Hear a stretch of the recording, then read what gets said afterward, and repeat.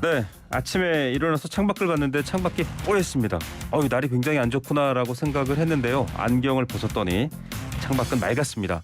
언론이라는 창을 통해서 세상을 바라보기 때문에 그 뿌연 언론의 여러 가지 보도라든지 이슈에 눈을 가리시면 안 되는데요. 언론 전공자 두 교수님과 함께 아젠다 대 프레임 시간에서 다양한 언론 보도와 이슈들 정리해드립니다. 유현재 서강대 신방과 교수님 나오셨습니다. 안녕하십니까? 네, 안녕하십니까? 황근 선문대 신방과 교수님 나오셨습니다. 안녕하십니까? 네, 안녕하세요. 두 교수님과 항상 이렇게 토론을 하다 보면 수업하는 느낌도 들고 뭔가 하나 얻어갔다라는 느낌도 듭니다. 자, 지금 이제 여당 얘기들 먼저 좀 시작해 봐야 될 텐데요. 윤석열 대통령이 여당 지도부와 10일 대통령실에서 오찬을 가졌습니다. 그냥 좀 화기애애한 분위기가 나오고 사실 요즘 뭐 영화 관람도 가시고 약간 이게 사실은 이미지 정치일지 모르겠습니다만 뭔가 부드럽고 그냥 특별한 문제 없어 이런 이미지로만 좀 보이는 것 같아요. 사실 다룰 얘기가 많을 것 같은데 얘기가 안 나온 것 같습니다. 이건 황 교수님 먼저 한번 좀. 글쎄 제 생각에는 뭐 이번 모임은 뭐 일종의 이제 선거도 끝났으니까 네. 격려하는 차원이 더 크겠죠. 그런데 대개 이제 그 여당에 있는 수뇌부하고 대통령이 만나게 되면 두 가지예요. 네. 하나는 뭐냐면 대통령의 어떤 의도가 이제 뭐 몇 가지 중요한 뭐 강조사항 이런 네. 것들을 좀 듣는 것도 있고요. 하나는 이제 거기 여당의 지도부가 이제 요청하는 사항들이라든지 네. 뭐 이런 걸 텐데 이번에는 아마 대부분 대통령의 의도와 관련된 걸 거예요. 왜냐하면 지도부가 뭐 요청할 거야 아직 있는 건 아니니까요. 네. 그런데 이게 사실 별 의미가 없어진 게 뭐냐면 전에는 대통령이라는 사람은 거의 화면에 비춰진 적이 없어요. 네. 그러니까 대변인은 많이 얘기했지 대통령 얘기 안 했거든요. 네네. 그러니까 대통령이라는 사람이 진짜 무슨 생각을 가지고 있는지 국민들이 잘 몰랐는데 지금 뭐 아침마다 뭐 그냥 그 출근하면서 다 얘기해 버리니까 이렇게 새삼스럽지 않은 거예요. 그러니까 네. 또 윤 대통령의 또 스타일이 보니까 이렇게 뭘 감추지는 않는 것 같아요. 그러니까 네. 뭐 이미 다 할 얘기 다 한 상황이라 네. 뭐 굳이 새로 강조할 건 없고 제가 볼 때는 그냥 여야가 뭐 선거도 이기고 그랬으니까 뭐 약간 그런 어떤 격려하는 차원이 아닌가 싶고 네. 사실 당내 지금 복잡한 문제 많잖아요. 그렇죠. 근데 그날 얘기했겠어요? 안 네. 했겠죠. 제 생각에는. 이게 사실은 뭐 윤핵관이란 말은 대선 때부터 등장했던 말인데 이런 부분들 때문에 민감함이 있잖아요, 유 교수님. 언론에서도 그렇고 저도 그렇고 일단 개방성 측면에서는 인정해야 될 것 같아요. 제가 네. 오다가 보니까 그 국정수행 지지와 관련돼서 이제 네. 50% 육박하더라고요. 그러니까 이제 계속해서 좀 올라가고 있는 그 분위기인데 근데 저는 그 막 언론에서 많이 다루지는 않았는데 제가 좀 빅데이터를 찾아보니까 용궁이라는 키워드 이게 어떤 거였냐면 약간 뭐랄까 이준석의 힘을 본 것 같아요. 그러니까 네. 뭐라고 농을 쳤냐면 이제 그 용산 집무실과 관련돼서 이름 이렇게 하는데 뭐 윤석열 대통령이 별로 마음에 안 든다 그러는데 네.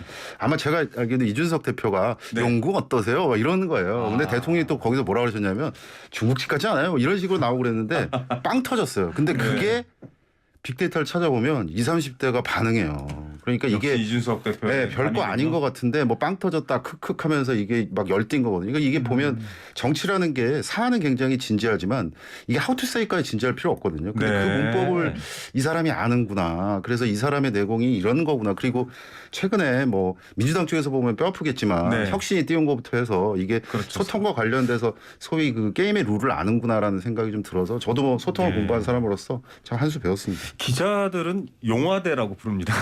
용화대요? 왜냐하면 청와대가 입이 바뀌어서 네, 당정청 하던 사람들이 맞아요. 그래서 당정실로 바뀌고 용화대 이렇게 하는데 아니 황 교수님 지금 사실 유 교수님도 말씀해 주셨지만 많은 부분들이 소통의 형태에서 바뀌었습니다. 그렇죠. 예. 그래서 뭐 개파 모임이나 이런 것들이 등장해도 과거만큼 굉장히 은밀해 보이지는 않아요.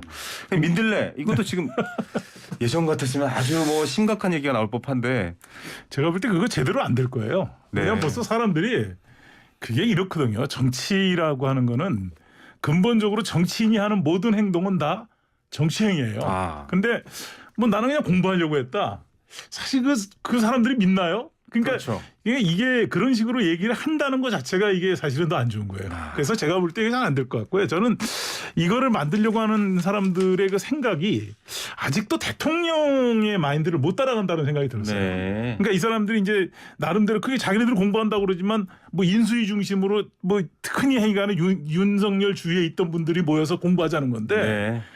그거를 대통령은 사실 그걸 별로 안 좋아할 거예요. 말은 네. 안 했겠지만. 그러니까 또 국민들도 그렇게 생각하잖아요. 제가 볼 땐 그렇습니다. 이게 특히 이제 그 보수 진영을 지지하는 그 그 국민들 네. 그런 사람들은 어떻게 생각하냐면 옛날 친박 친이하다가 네. 그 정권 날아가잖아요. 친박, 진박 그러니까 뭐 그거 하다가 망가졌는데 또 하려고 그러는 거냐. 네. 그때 왜냐하면 그 이른바 진박의 그 테두리에 이게 쌓여가지고 그게 탄핵당했다는 얘기가 많이 나왔거든요, 네. 사실. 그러니까 그게 사실은 이제 이런 일이 벌어지죠. 아무것도 아닌 것 같지만 이렇게 되죠. 왜냐하면 본인들은 그냥 공부한다고 그러지만 거기 모이는 사람들이 그냥 오겠습니까? 그게 네. 다 이게 잘못된 거예요. 그래서 안 될 거예요. 정치인들의 발언은 못 따라가는 거예요. 네, 국민들 수준을 못 따라가요. 교수님 말씀하셨습니다만 이게 최근에 소통 감성을 정치인들이 못 따라간다고 하는 게 그러니까 옛날 문법 해가지고 누가 봐도 이거 민들레가 아니라 윤들레구나라는 느낌이 들잖아요. 그러니까 소통 감성을 못 따라간다. 그러니까 예. 지금은 사실 얼마나 정치가 개인주의화 됐습니까? 그런데 그렇지도 네. 않은데 그 문법을 또 하려고 하다가 또 뭐 다행히 권성동 의원이 이제 한마디 하시고 그다음에 뭐 라이징 스타죠 장재현 의원이 아마 선동형이랑 뭐 갈등할 필요 없다 이렇게 해가지고 정리되고 정리를 했어요. 했죠. 그러니까 당사자들이. 부디 정치인들이 좀 이거는 제가 그렇습니다. 이게 이제 본색이 그런 건데요. 우리나라 정치가 이렇잖아요. 여나 할 것 없이 다 네. 그냥 집단의 정치예요. 네. 그러니까 뭐 당에서 결정하면 거의 뭐 100%다 해주는 거지 당내에 다른 목소리라는 게 존재하지 않잖아요. 네. 그러니까 그런 것들에 익숙한 정치예요. 자, 뭐 지금 근데 야당 상황은 더 어렵습니다. 집권당도 아닌데 원내대표가 수박이라는 말 쓰지 마라. 저는 이거 좀 약간 패착이라고 이 말을 하면서 이 이슈가 더 커져버린 것 같고 몰랐던 사람들도 검색해서 이게 뭐야라고 알아보게 된 것 같은데 그만큼 당내에 그 이른바 친낙, 친문, 친명 뭐 굉장히 갈라져 있는 양상을 노출해버린 거 아닌가 이런 우려가 있거든요. 이건 유 교수님부터. 이게 방금 말씀하셨던 것처럼 뭐 비유가 적절할지 모르겠는데 코끼리 생각하지 말라면 계속 코끼리 생각하고 막 그러잖아요. 그렇죠. 그러니까 이제 수박이란 거 아무튼 레이블링 돼서 나오면 모르는 사람도 그 살펴볼 거고. 영화 보면 열어보지 마 이러면 기어이 가서 열어보잖아요. 그렇죠. 그러니까 판도라의 상자 넘겼을 때 그 사람이 무슨 잘못이냐 이렇게 나오거든요. 말을 한 사람 잘못이지 뭐 이렇게 하는데 안타까운 건 뭐냐면 이제 말씀하셨으니까 이게 그 170석이라는 게 어떻게 하면 무너지는가 뭐 이런 것들을 네. 저도 목도하게 돼요. 그러니까 안타까운 게 아까도 잠깐 말씀하셨습니다만 똑같이 개파와 관련된 게 있었잖아요. 네. 그리고 참 웃긴 게 국민의힘도 있었어요. 민들레와 그렇죠. 관련돼서 네, 있었고 있었죠. 그다음에 그 더불어민주당도 지금 계속해서 처음에 이런 게 있는데 있었죠. 네. 그렇죠. 맞아요. 근데 지금 이렇게 똑같은 시기인데 가만 생각해 보세요. 아까 제가 말씀드렸던 것처럼 국민의힘 같은 경우 한마디로 지금 정리가 됐어요. 네. 그러니까 누군가가 하지 마. 그거 안 돼. 네. 라고 하면 안 하는 거예요. 그 네. 무슨 뭐 스타일이 어떻든지 간에. 네. 근데 국민의힘은 그런데 지금 더불어민주당 보세요.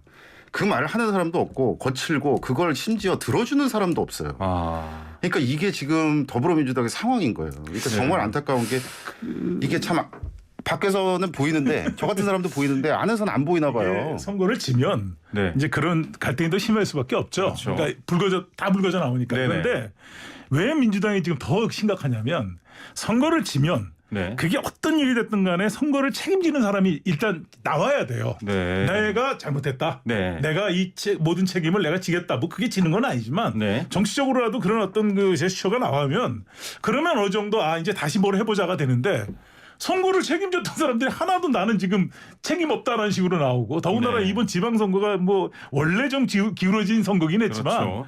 이렇게 참패할 정도가 됐다는 게 자기네들 스스로가 아니 대통령 선거 이게 기네스북가입니다. 대통령 선거 떨어진 사람이 3개월 만에 진짜 저 국회의원 나오는 나라가 세상에 없거든요. 그러니까 이런 식이 되다 보니까 결국은 그럼 책임 안 질 거야? 그러니까 서로 책임론이 일종의 지금 그런 이런 식으로 갈라진 거예요. 그러니까 개파의 갈등으로 지금 번져진 거죠. 이재명 의원에 대한 책임론 자체가 오히려 민주당의 실패의 원인을 제대로 못 보게 만든다. 그렇죠. 이재명 의원을 네. 지지하시는 분들의 또 말이고 예, 뭐 좀 그렇죠. 그렇지 않다라는 네. 게 또 사실은 얘기고 오늘 아침 저희 프로그램에 조홍천 의원이 나오셨습니다만 무서워서 문자폭탄 맞기 싫어서 함부로 말을 못하겠다. 이걸 보면 아까 교수님 말씀하셨지만 이 당에서 어떤 아젠다라든지 이슈를 누군가가 관리할 능력도 없이 그냥 공중에 마치 빈볼처럼 떠 있는 것 아닌가라는 걱정도 되고. 그러니까 내부에서 해결돼야 되고 그다음에 어쩌면 밖에다가 그렇게 친절하게 안 알려져야 될 것도 다 알려지고 그리고 아까 제가 말씀드렸던 것처럼 싸우는 것까지는 좋은데 그러면은 뭔가 정리될 시스템이 있어야 되잖아요. 근데 그게 마무리가 되지 않는 것 같아요. 그러니까 제 생각에는 이게 지금 민주당이 앞으로 이제 물론 민주당이 아직도 전체 국민의 네. 절반 가까이 지지를 받고 있는 정당이에요. 그럼요. 네. 뭐 지지율은 뭐 30%대라고 하지만 여전히 뭐 그래도 반반 나눠 갖는 정당인데 그렇다면은 그 정당이 여기서 앞으로 집권을 더하고 국민들한테 다시 또 회복되려면 지금 그 제가 민주당에 보기엔 그렇습니다. 우리가 전문 용어로 집단 극화라고 그러죠. 그룹 폴라라이제이션이 너무 심해요. 네. 그러니까 그 집단 안에서 극단적인 목소리를 가진 사람들이 그 집단을 지배하고 있거든요. 네. 그러면 절대로 이것이 외연성이 떨어져요. 네. 그러니까 지금 민주당은 거기서 그거부터 깨고 나와야 되거든요. 사실 국민의힘이 지난번 탄핵당하고 나서 5년 동안 그걸 하려고 몸부림친 거거든요. 그게 네. 바로 이준석이라는 사람을 대표까지 앉혀가면서 한 거 아니에요. 그러니까 네. 제가 볼 때 이런 것들도 언론도 요즘 그런 식으로 보도를 좀 하고 있지만 저거를 어떻게 당내에서 그거를 소프트 랜딩 할 수 있느냐 네. 하는 게 중요한 거죠. 지금. 네. 뭐 여러 가지 상황들이 있습니다만 또 저희가 불거지는 이슈에 따라서 한번 다시 얘기를 해보겠습니다. 아마 또 뭐 국민의힘 윤리위도 있고 예. 국민의힘도 당내에 여러 가지 보이지 않는 힘 겨루기가 있기 때문에 저희가 한번 다뤄드리도록 하고요. 앞서 나간 이 소통 전문가 두 분, 이 언론 전공자 두 분 교수님과 꼭 얘기해야 될 부분이 도어 스태핑입니다. 네, 네. 이걸 지금 이제 정치 구단을 넘어서 뭐 정치 신선 소리를 듣고 있는 박지원 전 국정원장은 이거 사고 난다. 위험하다. 이거 메시지 사고 날 수 있다라고 얘기를 했고 긍정적으로 보시는 분은 뭐 심지어 기자들은 아침에 발제 안 해서 좋다 이런 말도 나오고 있습니다. 자, 이 도어 스태핑 계속 되고 있습니다. 아마 대통령 본인의 의지 같은데 황 교수님부터 이거 어떻게 평가하시고 저는 뭐 우려점은 굉장히 없나요? 긍정적이죠. 왜냐하면 사실 이미 했어야 되는 일이고요. 제가 왜 이런 얘기하냐면 우리나라의 민주주의가 제도적으로는 꽤 오래전에 완성이 됐어요. 네. 근데 그거를 운영하는 사람들이 민주적으로 운영하지 못하는데 그 중에 하나가 뭐냐면 개방성이 떨어졌어요. 모든 조직이. 네. 청와대도 마찬가지고 정부 부처도 그렇고 세상에요. 저는 깜짝 놀란 게 언제부턴가 우리나라의 모든 부처에 대변인이 생겼어요. 네. 그게 아니거든요. 장관이 얘기를 해야죠. 직접. 그리고 대통령이 그 얘기하는 게 좋고요. 또 그게 네. 좋은 게 뭐냐면 보세요. 지난 문재인 정부가 물론 사람마다 평가가 다르겠지만 문재인 대통령이 가장 소통 방법이 잘못된 게 뭐냐면 자기가 좀 비판받을 부분은 대변인 시키고 네. 자기가 좀 생색날 거는 직접 얘기하고 이런 식이었거든요. 그러니까 국민들이 그러면 당의 뜻하고 청와대의 뜻하고 대통령의 뜻이 같은가다른가 몰랐어요. 네. 그러다 보니까 항상 어려운 일 생기면 영수회장하자. 직접 네. 만나자 이거였잖아요. 대통령이 직접 나오라 얘기했는데 그런 것들이 우리나라가 얼마나 소모전이 컸어요. 근데 지금 네. 이미 대통령이 이렇게 하고 있기 때문에 지금 영수회장 하는 얘기 별로 안 하잖아요. 네. 왜? 할 필요가 없어요. 대통령이 다 얘기해 버리는데요. 내가 네. 입장을. 그러니까 차이는 있을 수 그렇죠. 있겠습니다만은. 네. 근데 그 방식만 말하면 보기 좋은 건 사실이에요. 네. 그리고 뭐 그 최고위원도 그 도시락 모임에서 그 얘기 했다는데 이게 뭐 아메리칸 스타일이다 이러면서 했다는데 그건 잘 모르겠는데 상황이 다른데 일단은 그런 것 같습니다. 대통령이 형식과 관련된 거는 좀 개방돼 있구나라는 느낌을 받았어요. 근데 이제 조금 저희가 이제 더 잘 되길 바라면서 말씀드리고 싶은 것은 소통을 공부한 사람으로서 이 내용이거든요. 네. 그러니까 도어 스태핑에서 이제 가장 우리가 유의해야 되는 게 뭐냐면 이게 보르죠. 진짜 선수는 사실은 대본 없이 뛸 때 그렇죠. 네. 선수의 진가가 나타나는데 그렇죠. 내공이 나와야 되죠. 그렇죠. 근데 이게 아까 이제 박지원 이제 전 원장 말씀하셨습니다. 지금 이제 그분은 사실은 그렇게 말을 조언을 했는데 지금 본인이 리스크가 됐어요. 맞아요. 그 네. 엑스파일 그래서 이제 그분은 이거 좀 아닌 것 문제 같고. 있어요. 근데 어쨌든 저는 도어 스태핑에서 가장 중요한 건 스핀 닥터링이라고 생각해요. 네. 그건 어떤 거냐면 어떤 질문이 올지 모르지 않습니까? 그러면 네. 그거 굉장히 중요한 기회거든요. 예를 네. 들어서 이제 사저 지휘 어떻게 할 겁니까라고 네. 얘기했을 때 그게 굉장히 뭔가 자기를 공격한다고 생각하겠지만 반대로 이거를 스피닝 해버리면 어떻게 되냐면 네. 중도층을 잡을 수 있는 굉장히 중요한 기회예요. 네. 그러면 맞습니다. 우리는 그냥 전통적으로 대통령을 뭔가 어른이라고 생각을 하잖아요. 그러면 거기서 한마디가 약간 중립적으로 나왔으면 이게 별로 상관없는 사람은 이렇게 할 수 있는 기회였어요. 네. 그런데 그걸 굳이 또 그렇게 얘기를 하면서 아니 또 뭐 이렇게 집무실 해버리는. 앞에서 하는데 거기서 하면 어때요? 약간 그러니까요. 이런 뉘앙스가 돼버렸어요. 그거는 아까 말씀하셨습니다만 만약에 참모가 있다면 대변인이 그 얘기를 하면 그럴 수 있겠다라고 얘기를 하는데 대통령이 했을 때 얼마나 아니거든요. 근데 그러니까 뭐 이제 예. 그런 부작용이 있는 건 맞아요. 네. 근데 저는 그 박지원 원장. 네. 원장하고 좀 생각이 다른 게요. 난 그분의 그 스타일이 왜냐면 사실은 말실수를 할 수 있는 거예요. 네. 근데 한 번 실수했다고 이거 이제 접어버리면 그때부터는 이제 이게 문제가 되는 거죠. 저는 실수하면 내가 잘못 얘기한 것 같고 뭐 해석이 내가 좀 약간 그 스태프들하고 좀 안 맞았다. 네. 뭐 이렇게 얘기할 수도 있는 거거든요. 그리고 네네. 상황이 바뀔 수도 있다. 이렇게 할 수 그렇죠. 네. 그런 솔직하면 되는 거고요. 그다음에 아까 얘기한 대로 저는 그렇게 생각을 해요. 우리 교수님도 얘기했지만 이 문제가 저는 제가 볼 때 이제 우리 시작이잖아요. 네. 그러니까 지금 제가 볼 때는 이게 대통령이 기획된 건 아니었던 것 같아요. 그냥 이 양반의 평소 스타일인 것 같아요. 네. 그러니까 이게 운이 좋은 게 이 양반이 일부러 그러지는 않았겠지만 청와대로 안 들어간 게 이거 하려고 안 들어간 거 아닌가 싶은 생각이 들 정도 있어요. 네. 그러니까 자기 스타일인 것 같거든요. 그러니까 제가 볼 때는 이런 스타일이 이제는 좀 더 이렇게 조금 지나면 익숙해지면서 뭔가 그런 좀 아까 말씀하신 대로 좀 더 이렇게 좀 더 유연하고 할 수 있지 않나 싶은 생각이 들어요. 그런데 저는 솔직히 말해서 거기서 너무 많이 얘기하는 건 좋지 않죠. 예, 정치행정의 어떤 최종 결재권자, 판단자이기 때문에 아까 말씀하셨던 것처럼 이를테면 저희가 최근에 나왔던 말들 중에서도 조금 이제 김경진 의원이 전 의원이 여기 출연하셨을 말이 화제가 됐었는데 좀 포용하거나 네. 좀 대통령으로서는 특정 지지자의 대통령이 아니라 전체 국가의 대통령이니까 그런 표현을 해야 되는데 너무 편안하게 말하다 보면 본인도 모르게 편가르기를 해버리거나 이런 상황이 그러니까 이게 전략적이라는 거예요. 그러니까 뭐 그런 말을 해야 된다, 뭐 이렇게 해야 된다, 명분 그건 뭐 민주당에서 공격할 수 네네. 있겠지만 그냥 소통을 공부하고 이렇게 뭐 업으로 삼는 사람 입장에서 네네. 보면 그거 전략적인 거예요. 그러니까 의도됐다. 대통령이 내가 하고 싶은 말이 설령 있다라고 하더라도 꾹 참고 내가 이번에 이런 말을 좀 이렇게 하면 한 5% 건져오겠지라고 하면 이게 이제 뭐 당정청이 맞아떨어지기 시작하거든요. 그러니까 이게 네. 보면 이게 하나하나가 굉장히 무슨 뭐 가랑비에 옷 젖는다라고 그러는데 사실은 그 몇 퍼센트가 정말 너무너무 중요한 거고 일단은 그렇게 도어 스태핑으로 큰 틀을 여셨잖아요. 그러면 저는 최소한 이건 순기능이에요. 사실 대통령도 그 말씀 하셨는데 보면은 도어 스태핑 때문에 내가 공부를 더 한다고 그러시더라고요. 이건 굉장히 중요한 순기능이에요. 네. 근데 그게 무슨 뭐 예를 들어서 무슨 대통령실에 무슨 그런 담당 부서가 있으면 안 되겠지만 한 사람 정도는 네. 도어 스태핑 크루가 하나 있었으면 좋겠어요. 네. 그런 게 우리들한테나 제가 볼 대통령한테나 때는 그 대변인실이나 그 홍보 쪽에 지금 홍보비서관이 없는 것 같은데 그런 네. 쪽에 누군가가 그 연설비서관이나 누가 있어야 책임져야죠. 돼요. 네. 이건 그렇죠. 왜냐하면 그건 조심해야죠. 왜냐 이제 국내적인 정치 상황은 그럴 수 있어요. 네. 근데 이제 국제 정치와 관련된 문제라든지 그러니까요. 국가 간의 문제라든지 이런 거는 아차 잘못하면은 굉장히 큰 국제적으로 신뢰가 떨어질 맞아요. 수 있으니까 그런 거는 조심해야 되겠죠. 미국 스타일 뭐 좋아하시면 스핀 닥터 찾아보세요. 그거는 반드시 필요한 건데. 두 전문가 교수님 말씀하신 도어 스태핑. 자, 아메리칸 스타일일지 미국만큼 선진화되고 조금 발전된 정치 모습을 보여줄지 리스크가 될지 좀 한번 봐야 될 것 같습니다. 말이 나온 김에 사실 이 박지원 전 국정원장 같은 경우는 대표적으로 의도 있는 말씀을 하시는 분이잖아요. 그냥 하는 게 아니라 요거 이런 효과가 있을 거야라고 던졌는데 뭐 엑스파일 전 국민 엑스파일 얘기부터 시작해서 지금 일파만파 되고 있는데 어떻게 봐야 될까요? 사실 이런 말을 하는 정치인들이 이분 말고도 많이 있거든요. 제가 볼 때 이분은 그 조금 이제는 노역인 것 같아요. 왜냐 이분이 이거를 왜 지금 이런 행동을 할 수 있느냐. 그러니까 사실 약간 좀 문제가 있는 저 발언들이 많았거든요. 네. 국정원장으로서 해서는 안 될 것들이 있는데 전직 국정원장. 근데 이분이 한 15년 전에 관 깨고 나온 사람이에요. 그때 그 정치권에서 나온 말이 이분이 관 깨고도 올라온 사람입니다. 깨고 나왔다. 네.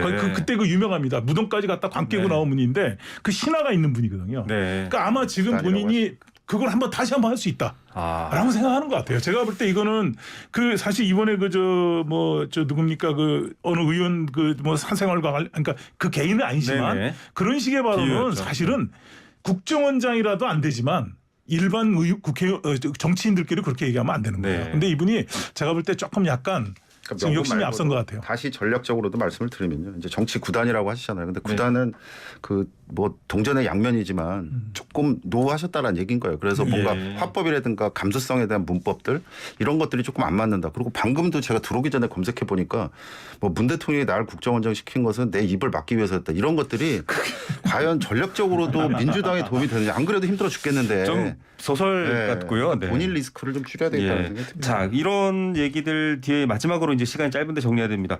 대통령 사저 앞 시위, 집회 시위는 이건 헌법적 권한 아니야? 라는 것과 이 정도로 저는 사실 무능하라고 보는 면도 있고요. 또 피해를 주는 것 자체는 당연히 법으로도 막아야 될 수 있다라고 보는데 어떻게 보십니까? 표현의 자유로 봐야 되는지. 저는 표현의 자유는 맞는데요. 문제는 뭐냐면 전직 대통령 사저 앞이 문제가 아니라 네. 우리나라가 과연 지금 법으로 정해져 있는 집시법을 시위가 제대로 지키고 있냐는 거죠. 네. 이게 너무 그냥 일종의 목적이 수단을 정당화시키는 부분이 있어서 지금 우리 법에 정해진 룰 이상으로 지금 과격한 시위들이 많거든요. 지금 그동안 사실 별로 정부가 어떻게 못했어요. 네. 과격하게 하더라도. 물론 일부는 문제도 있지만 못했거든요. 그러다 보니까 제가 볼 때 이 기회에 우리나라도 집회 시위 관련 법을 한번 정비할 필요가 있어요. 어느 정도 수준까지 할 거냐. 사람들한테 피해를 덜 입히면서 할 말은 할 수 있게끔. 저는 대통령 사저 앞이 문제가 아니고요. 네. 전체적인 집회 시위와 관련된 이 우리나라의 제도를 미국이 굉장히 집회가 많은 나라지만 거기는 폭력 못하게 돼 있단 말이에요. 20초만 쓰겠습니다. 마지막 미디어 연구자로서 측면으로 좀 말씀을 드리면 아마 그 청취자분들도 이제 설리반 사건 한번 검색해 보시면 알 텐데 그게 이제 언론의 자유를 포괄적으로 표현의 자유를 포괄적으로 인정하자 뭐 이런 거였는데 거기에 그 가장 중요한 키워드가 뭐냐면 실제적 악의가 있으면 이건 허용하지 않겠다요. 근데 저는 지금 이 사람들 그러니까 소위 말해서 그 앞에서 이제 뭐 시위하고 막 이런 사람들은 실제적 악의가 있는 사람들입니다. 네. 그리고 저는 개인적으로는 이건 뭐 지필 시보 이렇게 말씀하셨습니다만은 저는 이 사람들 슈퍼챗이 어떻든 이 사람들이 만약에 돈을 못 벌면 그 자리 앞에서 계속 그렇게 할까요? 네. 저는 그거 아니라고 생각하거든요. 그러니까 이분은 전 법은 잘 모르겠습니다만 세무조사를 하든 아니면 사이버 책과 같은 그런 것들을 막아버리든 간에 이 사람들은 분명히 실제적 악의가 있어서 표현의 자유를 주장할 수 있는 자격이 없는 사람이라고 생각해요. 그러니까 네. 이거는 조금 다르게 접근을 해야 우리가 무슨 스피치 막 이렇게 거창하게 얘기 안 하더라도 이게 정의의 실현이라고 저는 생각을 합니다. 근데 이제 예. 실제적 악의도 사실 법리적으로는 많이 그 미국에서도 네. 그 번복이 몇 번 됐거든요. 네. 그러니까 그건 꼭 실제적 악의라는 것도 사실 그 검증하기가 쉬운 게 아니라서. 알겠습니다. 자, 뭐 수단이 집회 시위밖에 없는 절박한 약자들한테는 맡겨서는 안 되겠습니다만 악용된다라면 이건 또 막아야 됩니다. 답은 또 우리가 같이 찾아봐야 되겠네요. 오늘 두 교수님 말씀 여기까지 듣겠습니다. 감사합니다. 고맙습니다. 네, 황근, 유현재 두 교수님이셨습니다.